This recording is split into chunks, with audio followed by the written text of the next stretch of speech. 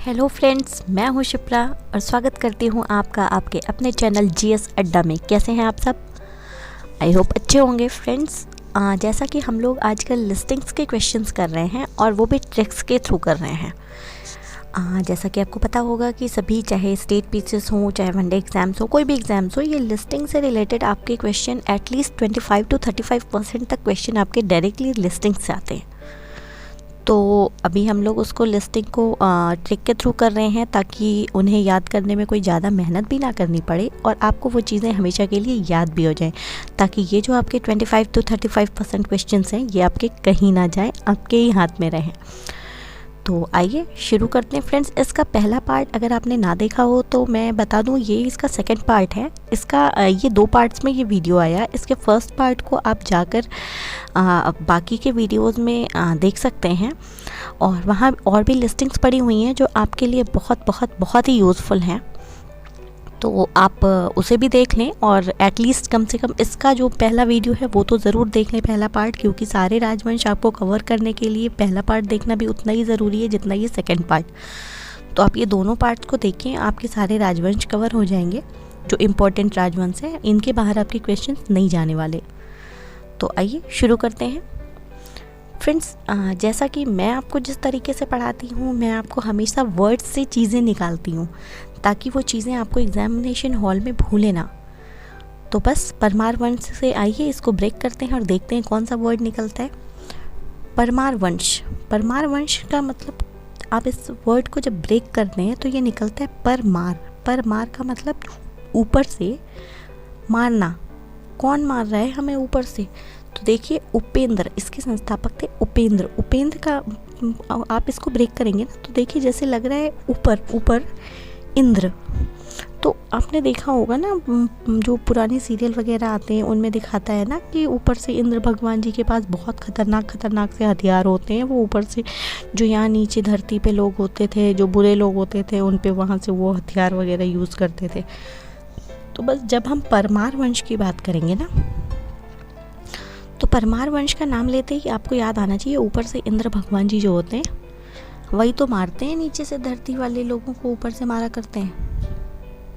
तो ठीक है, अब नेक्स्ट हम देखते हैं सोलंकी वंश। सोलंकी वंश को हम सोलकी कर देते हैं। सोलकी है ना, उसमें देखिए साउंड आ रहा है सोलकी। तो सोलकी कौन होता है? सोलकी, देखिए हम आप जैसे बहुत सारे लोग यहाँ पे हैं, लेकिन जो लोग हम मेहनत करके अपने आप को बनाते हैं। कुछ भी, कोई भी चीज़ पाने के लिए हम पहले मेहनत करते हैं और उसके बाद हम उस लायक बनते हैं, तो हम कहते हैं कि हमने अपनी मेहनत से किया। लेकिन जो 100 लकी होते हैं ना, वो जड़ से मजबूत होते हैं। मतलब वो उनके माता पिता और जो भी पुराने लोग होते हैं वो उनके, यानी मूल का मतलब क्या होता है? जड़। मूल का मतलब बेस। तो वो उनका बेस ही मजबूत होता है। बेस से वो शासन करने वाले लोग होते हैं ना, मूल राज, जिनका जड़ से जो लोग राज करते आए हैं, जो हमेशा से ही मतलब जिनको कुछ करना नहीं पड़ा, जो पुराने समय के लोगों के थ्रू जिनकी जड़ें मजबूत हुआ करती थी, तो वो 100 लकी होते हैं। ठीक है, एक जनरल सा बस याद करने की बात है, ऐसा कुछ होता नहीं है, मैं बस आपको याद करा रही हूँ। नेक्स्ट है आपका भोसले वंश। अब देखिए, भोसले वंश में से स वर्ड हम हटा देते हैं, बचा क्या? भोले। भोला किसको बोलते हैं? भोले कौन है? हमारे शिव जी। तो बस जब भी भोले वंश की बात आए तो शिव जी को कैसे आप भूल सकते हैं? हमारे शिव जी तो ही हैं, भोले शंकर। ठीक है, नेक्स्ट है हमारा शर्की वंश। शर्की वंश को फ्रेंड्स हम शक्की से लेंगे। शक्की, शक करना। तो शक हमें, ठीक है, हम सब पे शक कर सकते हैं, पर हमें किस पे शक बिल्कुल नहीं करना चाहिए, कभी नहीं करना चाहिए। मालिक। मालिक मतलब गॉड, भगवान, ईश्वर, अल्लाह, परवरदिगार, जो भी आप बोलते हो। तो बस मालिक पर हमें कभी भी शक नहीं करना चाहिए। आप दुनिया में किसी पे भी शक कर सकते हो, पर कभी ऊपर जो मालिक है ना, जो भगवान है हमारे, उन पे कभी शक मत करना। ठीक है, तो बस शर्की वंश की बात जब भी आएगी तो मलिक सरवर को याद रखिएगा। नेक्स्ट देखते हैं फ्रेंड, नेक्स्ट है आपका गुलाम वंश। अब देखिए, गुलाम की जब बात आएगी ना, तो ये तो मुझे लग रहा है वैसे आपको याद होगा, दिल्ली सल्तनत की स्टार्टिंग ही इन्होंने की। ठीक है।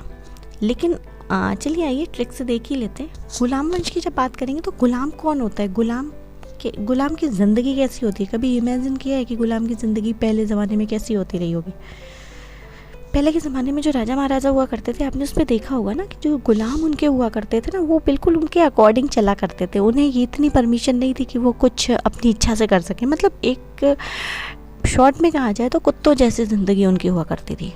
इंसान की तरह तो उन्हें ट्रीट किया ही नहीं जाता था ना। तो जब भी हम गुलाम वंश की बात करेंगे तो आप याद रखिएगा कि गुलाम बनने से तो अच्छा है कि आप कोई भी छोटा मोटा बिजनेस करके अपने ना, मतलब इवन मैं कह रही हूँ कि आप कुछ भी कर लो लेकिन किसी के गुलाम मत बनो। गुलाम बनने के बाद इंसान कुत्ता हो जाता है, बैठ जाओ तो बैठ जाओ, खड़े हो जाओ तो खड़े हो जाओ, ठीक है। नेक्स्ट है आपका खिलजी वंश। खिलजी वंश से जैसे लग रहा है ना कि कोई चीज़ खाने की बात हो रही है, कुछ खाने खिलाने की बात हो रही है। तो अगर आपको कोई कुछ खाने को दे तो आप तो खुश हो जाओगे, बिल्कुल खिल जाओगे कि हाँ चलो खाते हैं, कुछ खिला रहा है, सामने वाला इतने प्यार से खिला रहा है। पर आप इमेजिन करो कि वो खिला तो रहा है पर आपको जली हुई चीज़ें ला के रख दे और बोले अब खाओ, और खा के ऐसे ही खुश होगे आप, दौड़ा लोगे आप उसे, ठीक है। तो आप इमेजिन करो कि कोई चीज़ खिलाने की बात हो रही, किसी ने कहा कुछ खा लो, और जब आपको भूख भी लगी हुई है, आपने उससे कहा हाँ हाँ बिल्कुल खिला दो, और जब खाने की बारी आई तो पता चला आपको जली भुनी सी चीज़ें ला के उसने रख दी। तो खिलजी वंश से आप याद रखना, जलालुद्दीन खिलजी। नेक्स्ट है आपका तुगलक वंश। तुगलक में आप इस वर्ड को जब तोड़ोगे ना तो देखोगे कि जैसे लग रहा है तू गलत है ना। कभी कभी क्या होता है फ्रेंड्स, हमसे कुछ गलतियाँ हो जाती हैं।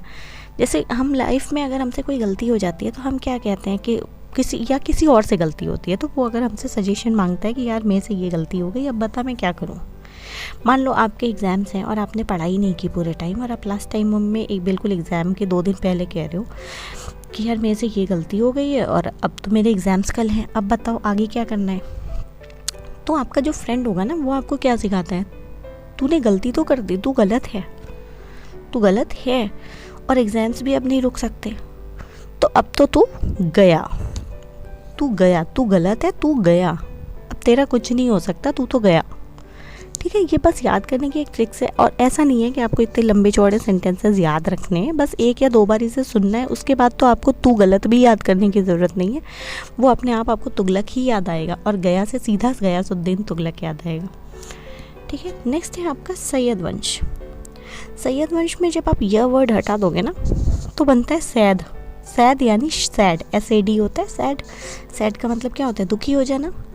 तो सैड कब हो जाता है इंसान, सैड हो जाता है इंसान जब बहुत ज़्यादा खींच जाता है ज़िंदगी से, जब खींच जाता है इंसान तो वो बहुत सैड हो जाता है ना। हम कहते नहीं है कि मैं अपनी ज़िंदगी से खींच चुका हूँ, या सामने वाला वो इंसान जो है वो उसने मुझे इतना परेशान कर दिया है, बिल्कुल खींच चुका हूँ मैं, ठीक है।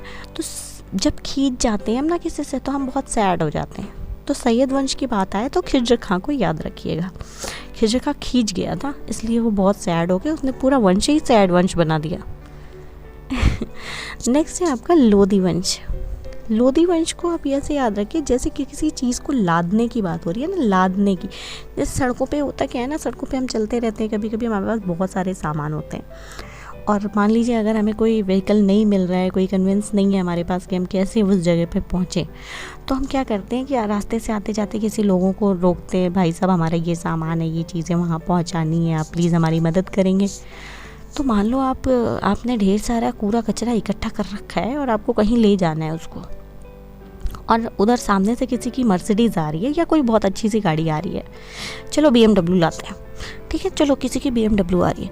अब आप उसको रोकते हो, रोक के उससे कह रहे हो हेलो भाई साहब आप ये सामान हमारा उठा के वहाँ पे करवा दोगे क्या?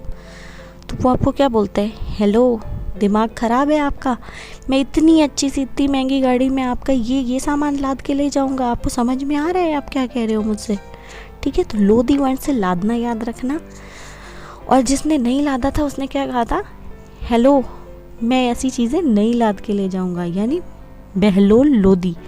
बहलोल लोधी से आप हेलो ले लीजिएगा, और लोधी तो लादने का है ही, ये आपको याद हो जाएगा। नेक्स्ट है आपका संगम वंश। फ्रेंड्स संगम आप समझ सकती हो, संगम का मतलब होता है जैसे इसको ब्रेक करोगे ना तो जैसे आता है कोई ऐसी चीज़ जैसे साथ साथ सुख दुख सहना, है ना, संगम, साथ साथ दुखों को सहना। तो साथ साथ दुख या सुख ये सब कौन सहता है?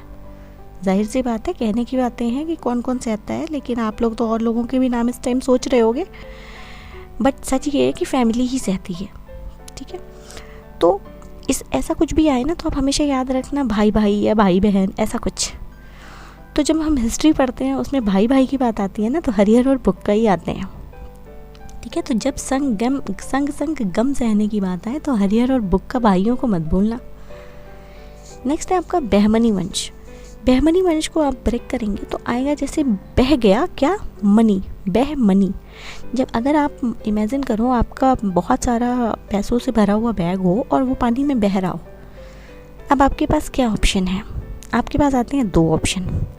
एक तो गूंगे बने उसको देख के मुस्कुराते रहो, और दूसरे वो बहुत समझदार लोग जो ज़्यादा ही समझदार होते हैं वो चाहते हैं मनी के साथ ही हम भी क्यों ना बह जाए, ठीक है। तो फ़िलहाल आप दूसरे वाले कैटेगरी में ना आओ, थोड़े कम ही समझदार रहो और गूंगे बन के मुस्कुरा लो, क्योंकि पैसे तो वापस भी आ जाएंगे, आप बह जाओगे तो दोबारा नहीं मिलोगे। तो ठीक है, नेक्स्ट हम जब बहमनी की बात करेंगे तो हसन गंगू को याद रखिएगा। ये क्या करेगा ना, ये गूंगा बन के मुस्कुराता रहेगा, हंसता रहेगा, ठीक है। नेक्स्ट है आपका मुग़ल वंश। मुग़ल वंश फ्रेंड्स, मुग़ल वंश हो गया या दिल्ली सल्तनत, ये दोनों तो मैंने बस ऐसे ही डाल दिया इसमें, बट मुझे नहीं लगता याद करने की ज़रूरत है। अगर हो भी तो आप इसको याद कर लीजिए। मुग़ल वंश का संस्थापक बाबर था, मुझे लगता है ये बच्चा जानता होगा। फ़िलहाल आपके लिए एक बहुत अच्छा सा क्वेश्चन है और आई होप कि आप इसका आंसर मुझे कमेंट बॉक्स में ज़रूर देंगे। लास्ट टाइम भी मैंने एक क्वेश्चन पूछा है, उसके आंसर मुझे अभी तक किसी ने नहीं दिए हैं, तो मैं रिक्वेस्ट करती हूँ अगर आपको पिछले वीडियो का भी क्वेश्चन पता हो तो आप कमेंट बॉक्स में उसका आंसर दीजिए, और ये भी आंसर आप दीजिए कि चंदेल वंश का संस्थापक कौन था। अगर आपको इसका आंसर पता है तो इमीडिएट आप उसको कमेंट बॉक्स में आंसर दीजिए, और अगर नहीं पता है तो आप जाइए सर्च करिए, गूगल कीजिए, चाहे यूट्यूब पे कहीं सर्च करिए, जैसे भी सर्च करना है, बुक्स में सर्च करिए, लेकिन मुझे उसका आंसर दीजिए। फ्रेंड्स, मैं इस टाइप के वीडियोस आपके लिए लाती रहती हूँ जो आपके लिए आई होप बहुत ही बेनिफिशियल होंगे, और एग्ज़ाम्स के पर्पज़ से तो बहुत ही ज़्यादा। और सबसे बड़ी बात यह है कि ये चीज़ें हम एग्ज़ामिनेशन हॉल तक नहीं ले जा पाते, हम भूल जाते हैं, लेकिन इन ट्रिक्स के माध्यम से आप इन्हें कभी नहीं भूलने वाले हो, जीवन भर नहीं भूलने वाले हो। तो आप अच्छे से बने रहिए, पढ़ते रहिए। अगर आपको वीडियोस अच्छी लग रही हों तो लाइक करें, शेयर करें, सब्सक्राइब करें, ठीक है। मैं आपके लिए नेक्स्ट लिस्टिंग लेकर हाजिर होती हूँ। तब तक के लिए बाय बाय, टेक केयर, जय हिंद।